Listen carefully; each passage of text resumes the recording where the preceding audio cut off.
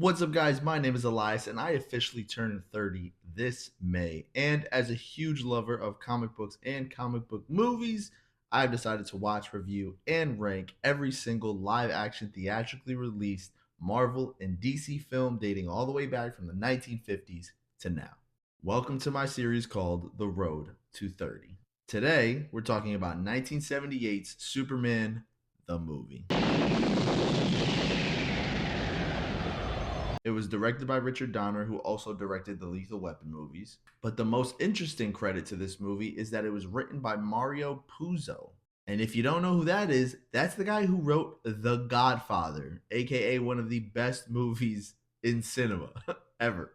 This just meant that, superhero movies were finally being taken seriously for the first time ever, whereas we had a goofy Adam West Batman movie, and before that, we had George Reeves Superman in the Mole Man. And there's a lot to like about this movie.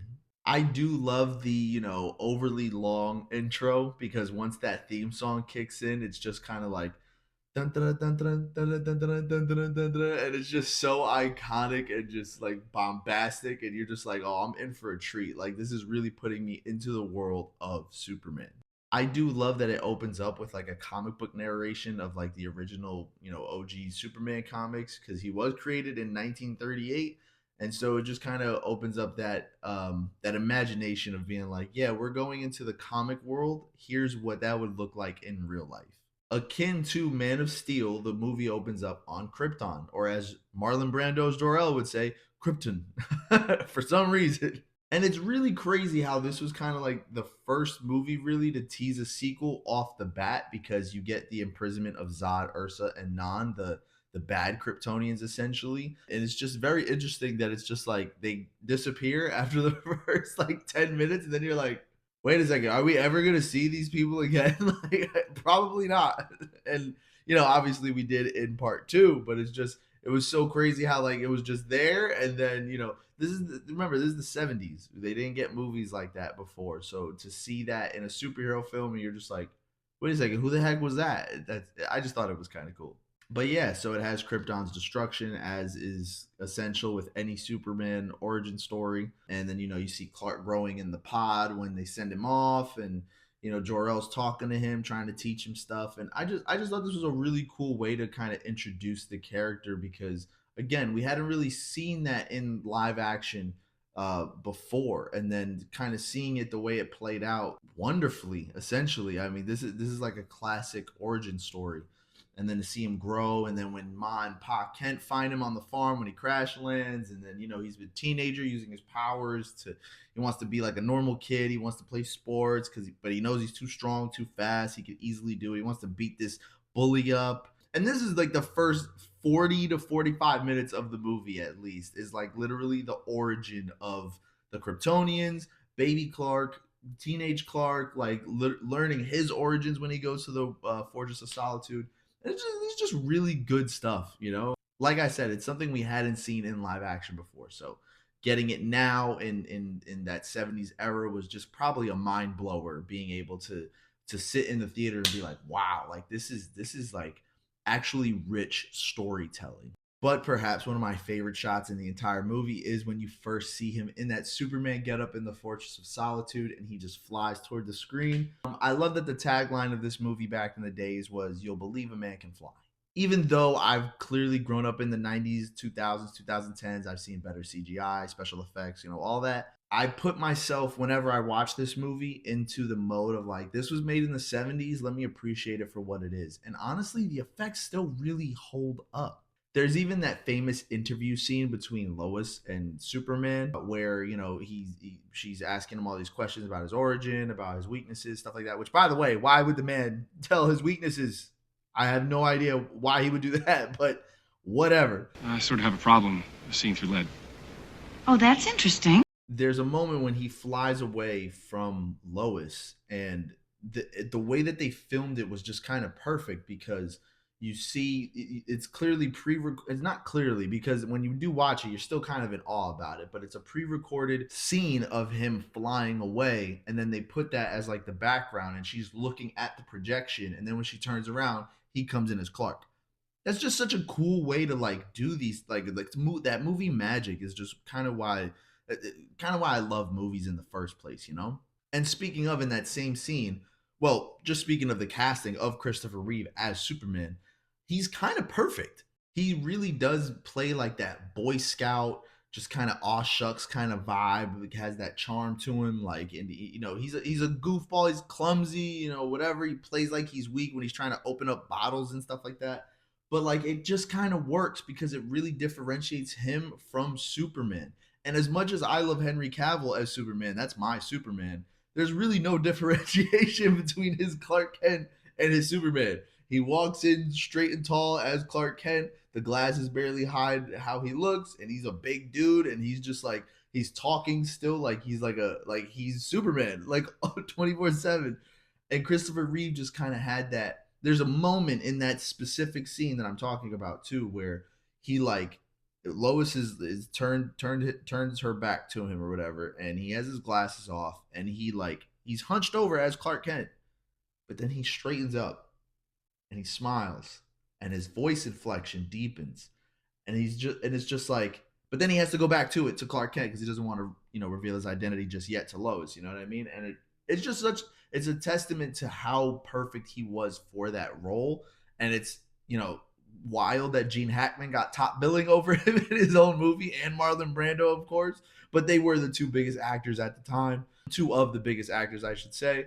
And Christopher Reeve was almost a nobody, so it kind of makes sense. But at the same time, like he did get top billing in the second and third movie and fourth movie, and also he really made it a point to like work out for the role. They could have did like padding and stuff, but he was like, no, I'm gonna be Superman. I gotta be at least like a good size.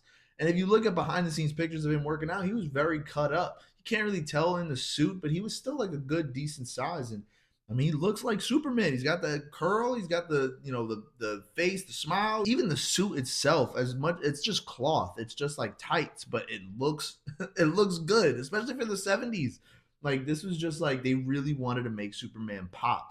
And when he first pops out and he's really flying around and he's helping people out and he's thwarting crimes, he's saving cats out of trees. It's just some of the most Superman stuff that we've seen on screen yet. And I mean that's why I dig this movie. Like it's just a classic origin story. And you know what? He doesn't really punch anybody in the movie. I get that. I mean, he tosses Lex Luthor around a couple of times, but at the end of the day, I mean, as far as just being true to the character, he plays it very well.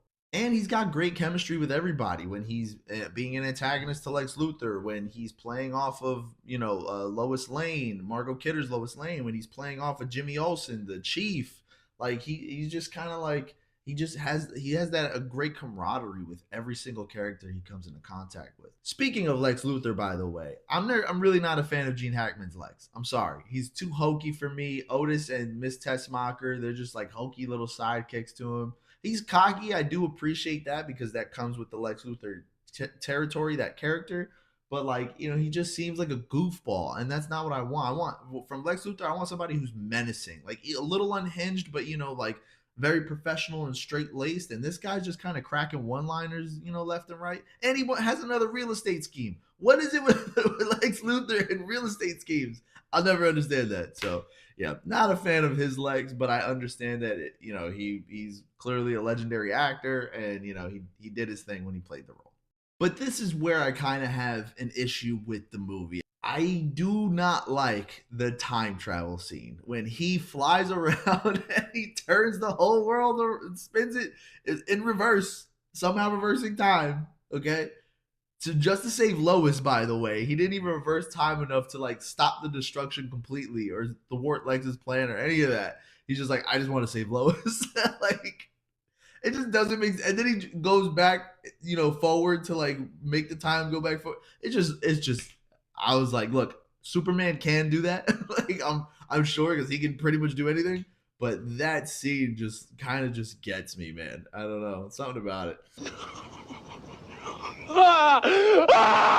Other than that, it ends great. He takes Lex to prison, and Lex reveals his bald head or whatever.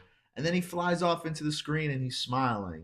He's spinning around and he's smiling, and he looks at the camera, breaking that fourth wall, letting the audience know, like, I'm gonna be here. I'm here to stay. Here's your Superman. Let's get it. I'm here to save people. And I love that. I do love that. So overall, I really think I'm leaning towards the A plus tier of my rating scale. That is a 4 out of 5 or an 8 out of 10. There's a lot of cheesy things in here. There's a lot of hamminess. There's a lot of just straight up just this is a product of the 70s type stuff going on here.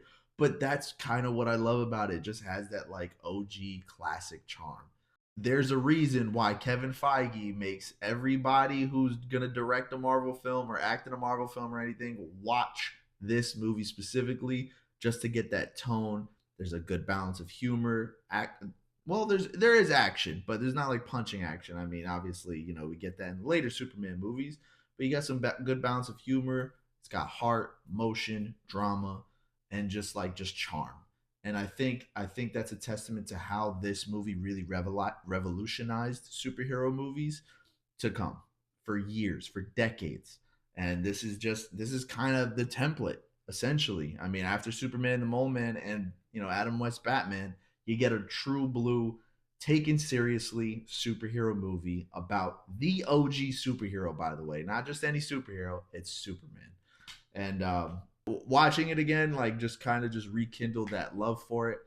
Richard Donner did his thing, and I only wish he was able to direct the entire four movie quadrilogy, I guess you call it, and instead of all this slapstick humor that ended up happening from the second one on.